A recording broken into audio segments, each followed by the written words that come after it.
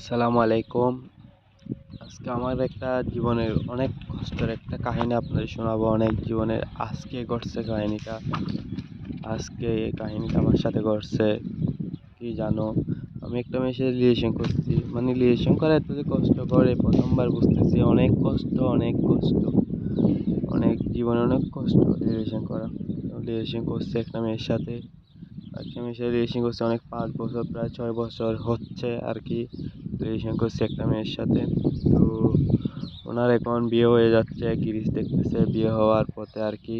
তো ওনার ফ্যামিলি রাজি হয়েছে, ছেলের পক্ষে ফ্যামিলি রাজি হয়েছে, মেয়ের পক্ষে ফ্যামিলি এখনো রাজি হয় নাই। আমার জন্য রাজি হয় নাই কোনো। আমার ফ্যামিলি রাজি হলে তখন মেয়ের পক্ষ আমার ফ্যামিলিকে বিয়ে দিবে, আমার ফ্যামিলি রাজি না হলে ওনাকে বিয়ে দিয়ে দিবে। এখন আমার ফ্যামিলিকে বলছি আমি, আমার ফ্যামিলি এখন আমাকে আমাকে বলতেছে 4-5 দিন সময় নিতে। এরপর আমার ঘরের সবার সাথে কথা বলে তারপর ওনার সাথে, ওনাদের ফ্যামিলির সাথে কথা বলবে।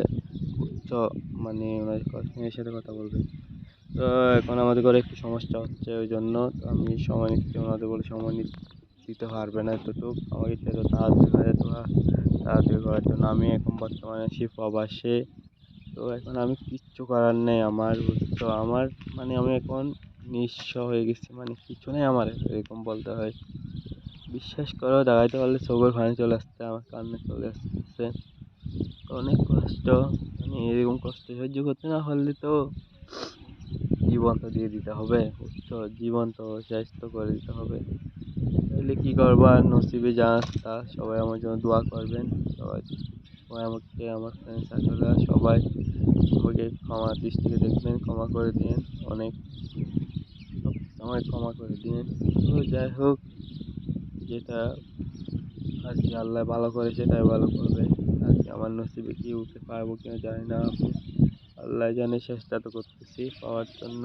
সব আল্লাহ ভরসা, আল্লাহর উপর রেখে দিচ্ছি। বাস শেষ। আমার ফ্যামিলি রাজি হয়ে গেলে হয়েছে, আর কিছু লাগতেছে না। এটা বাঁচবো না, মরে যাবো।